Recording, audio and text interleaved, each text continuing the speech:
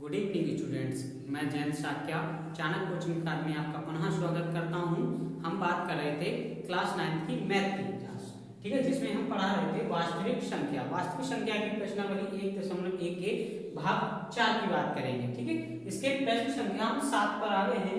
प्रश्न संख्या 7 हमारा क्या कह रहा है कि दर्शाइए कि कोई भी धनात्मक विषम पूर्णांक 6q धन 1 या 6q धन 3 या 6q धन 5 के रूप का होता है, जहां q एक कोई पूर्णांक है। ये हमें बताना है कि ये कोई हमारे विषम पूर्णांक के अनुसार, ये हमें एल्गोरिथम के नियम के अनुसार चल रहा है या नहीं बता रहा है। ठीक है, तो हम इसमें क्या करेंगे, इसमें हम मान लेंगे माना कि ए कोई धनात्मक विषम पूर्णांक है।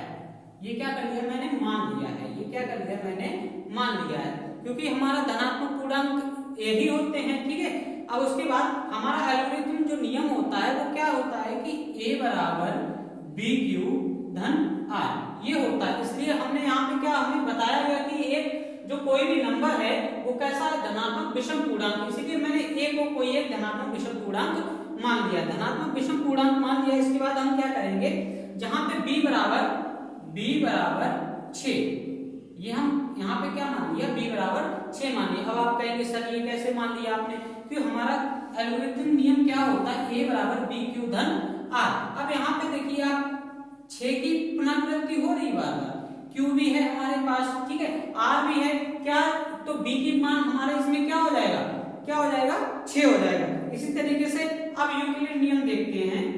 अब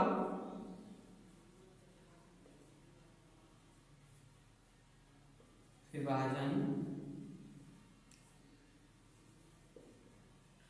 के अनुसार, ठीक, इसमें क्या होता है, a बराबर बी क्यू धन आर, लेकिन हमारा कुछ नियम होते हैं, क्या बताते हैं, नियम क्या होते हैं, 0 वो r है वो 0 से बड़ा या बराबर होना चाहिए, और जो b होता है वो क्या होता है, हमेशा r से बड़ा होता है। ये अब यहाँ पे हम क्या करेंगे, अभी r की वैल्यू तो हमें कुछ पता नहीं है, तो r को यहाँ धन पूर्णांक बताया गया, धन पूर्णांक मानने के लिए r बराबर हम क्या मान लेंगे, 0 1 2 3 4 5, इस तरीके से हम इनको नंबर को मान लेंगे। अब यहाँ पे हम इस फार्मूले में r का मान रखेंगे, क्या रखेंगे, r का मान रखेंगे, क्योंकि b बराबर भी हमारे पास मान है और a बराबर भी। केवल हमें सिद्ध क्या करना कि एक ये जो हमने विषम धन पूर्णांक माना है, इसको हमें सिद्ध करना है कि ये विषम है या नहीं है। अब हम क्या करेंगे, यदि r बराबर 0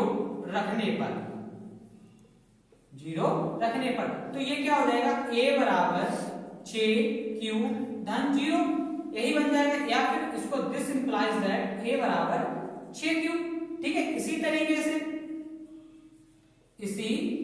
तरह r बराबर क्या मानेंगे, 1, तो क्या हो जाएगा कि a बराबर 6q धन 1। ठीक है, इसी तरीके से और हम एक एक करके सभी का मान रखेंगे r का। तो जब हम 2 रखेंगे, यहाँ पे r बराबर 1 रखा तो ये आया, और r बराबर अगर हम 2 रखेंगे तो कितना आ जाएगा, a बराबर 6q धन 2 हो जाएगा। फिर r बराबर 3 रखेंगे तो क्या हो जाएगा, a बराबर 6q धन 3 हो जाएगा। इसी तरीके से r बराबर 4 रखेंगे तो a बराबर 6q धन 4 हो जाएगा। तो r बराबर 5 रखना है तो a बराबर 6q धन 5, ये हमारे मान हो गए। कितने हमने अभी मान माने थे, तो इन्हीं को हमने यहाँ पे रख दिया है। ठीक है, अब यहाँ पे हमें देखना है कि कौन से विषम है और कौन से सम है। यहाँ पे देखिए, ये हमारा कैसा है, सम है, ये हमारा विषम है, ये हमारा सम है, ये विषम है, ये सम है, ये विषम है। अब हमें यही कह रहा है कि 6q धन 1 और 6q धन 3 और 6q धन 5 के रूप का होता है या नहीं, ये विषम पूर्णांक होता है या नहीं। हाँ, ये होता है, तो इसका हमारा उत्तर क्या हो जाएगा, हाँ होता है।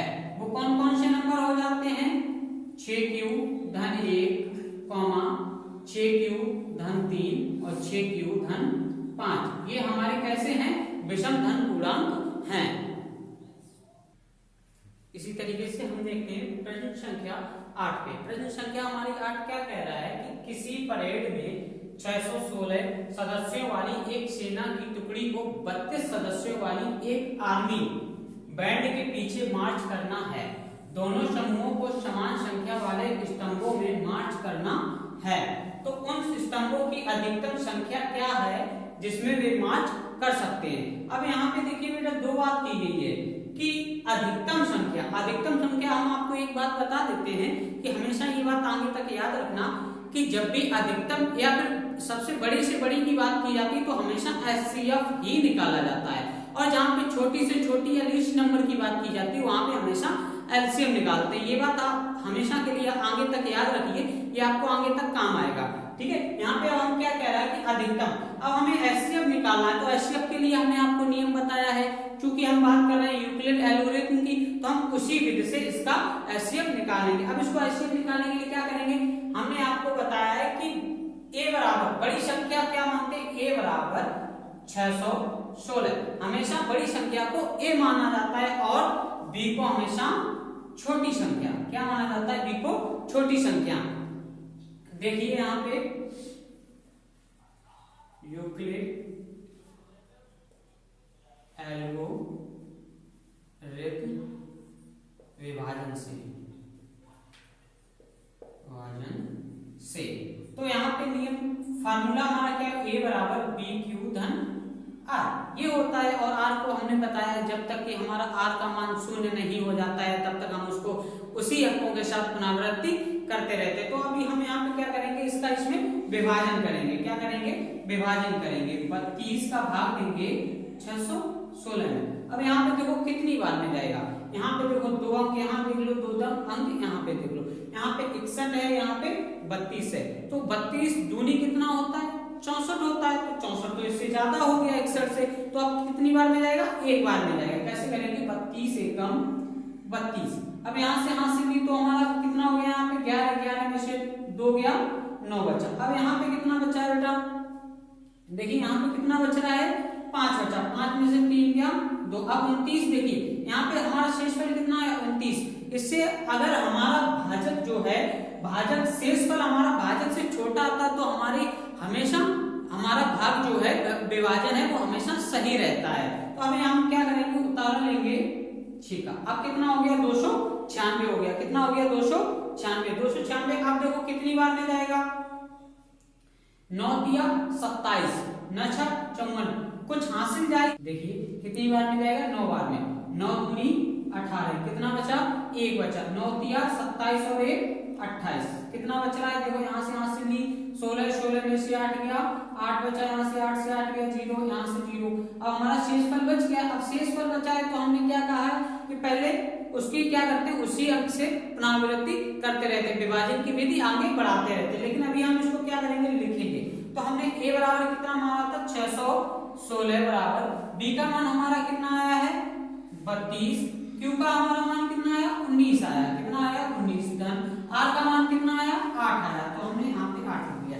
अब इसको आगे करेंगे। अब मैंने क्या बताया, जो हमारा शेषफल बचता है उसी को हम क्या मान लेते हैं, भाजक मान लेते हैं। और जो पहले का जो भाजक होता है उसे क्या मान लेते हैं, भाज्य मान लेते हैं। क्या मान लेते हैं, भाज्य। अब देखो कितनी बार में जाएगा, 8 चौकू 32, कितनी बार में जाएगा, 4 बार में। 8 चौकू 32। अब हमारा शेषफल कितना बच गया, 0, यानी शेषफल हमारा 0 बच गया। तो जब हमारा शेषफल 0 बच जाता है तो हम भाजक को ही एचसीएफ मान लेते हैं। तो अब इसको क्या पहले लिखेंगे, कैसे लिखेंगे, देखो 32 बराबर 8 गुणे 4 धन 0। अब हमारा शेषफल 0 हो गया तो हमारा एचसीएफ कितना आ गया, 8 हो गया। तो इसको लिखेंगे एचसीएफ बराबर 8। यानी अब हमसे पूछ क्या रहा था, स्तंभ होगी, उन स्तंभ अधिकतम स्तंभ क्या होंगे। तो यहाँ पे क्या हो जाएंगे, 8 स्तंभ हो जाएंगे। अधिकतम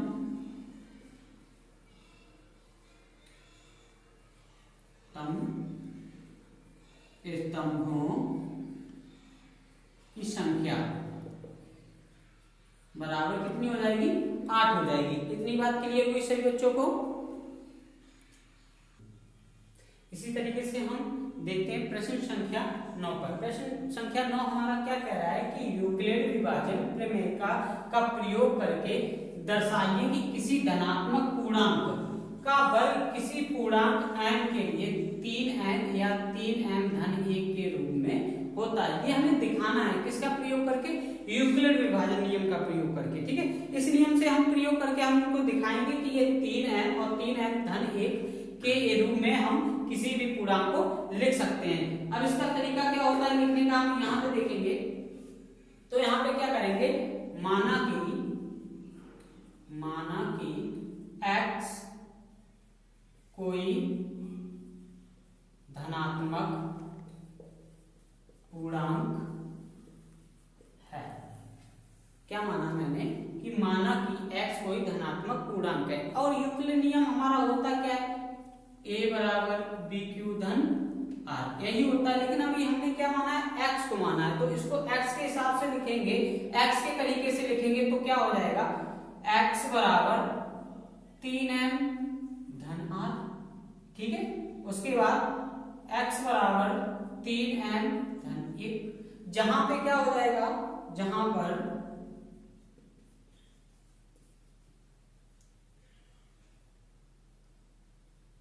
x बराबर 3m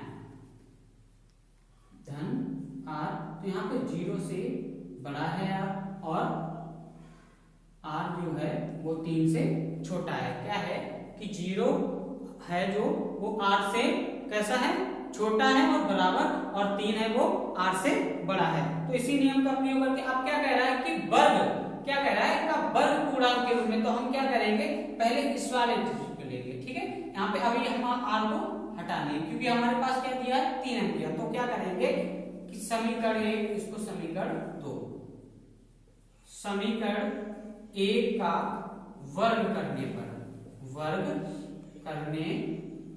तो ये क्या हो जाएगा, x स्क्वायर बराबर 3m होल स्क्वायर।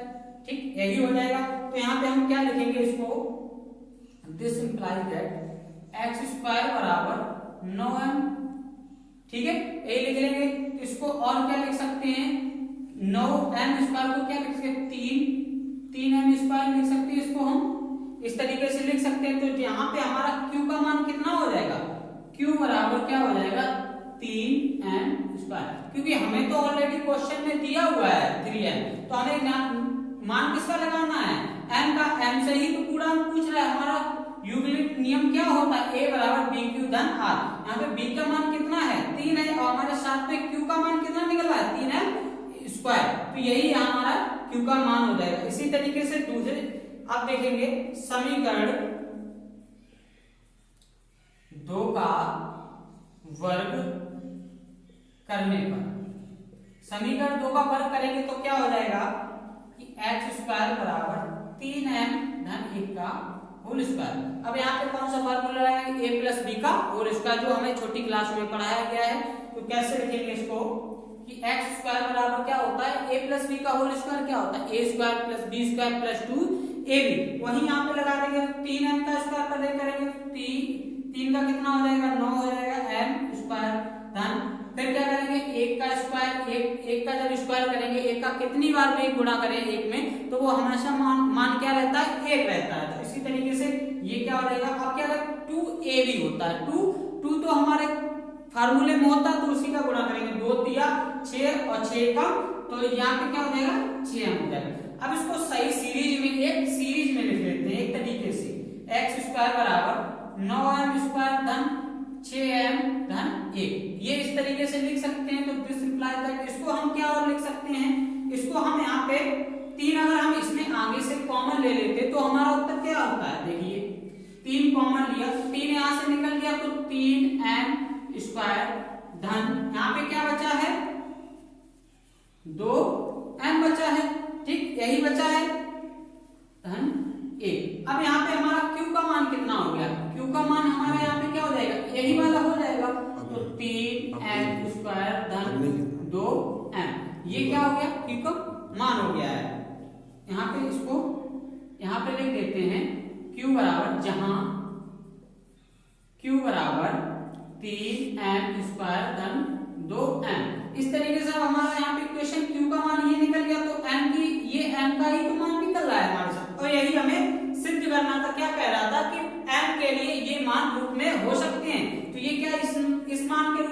सकते, बिल्कुल हो सकते, क्योंकि हमारा q का मान अलग निकल रहा है और हमसे क्या पूछा है, स्क्वायर में भी पूछ रहा है, वर्ग में पूछ रहा है। हमने वर्ग करके भी आपको दिखा दिया, तो ये हमारा कैसा है कि हाँ इस रूप में, हाँ इस रूप में हो सकता है। ठीक है, इतनी बात सभी बच्चों को समझ में आई है? ठीक है, आशा करते हैं आप लोगों को ये सभी सवाल समझ में आएंगे और इसके आगे वाले जो क्वेश्चन है वो इसी नियम के द्वारा और इसी आधार पे आप लोग लगाएंगे। और हम यही कहना चाहते हैं आप लोगों को कड़ी मेहनत करें और आने वाले समय में आप एक अच्छी ऊंचाई तक पहुंचे, एक ऊंचाई तक पहुंचने के लिए। ठीक है, धन्यवाद। और आप अपने दोस्तों के साथ वीडियो शेयर करें और हमारे चैनल को सब्सक्राइब करें। धन्यवाद।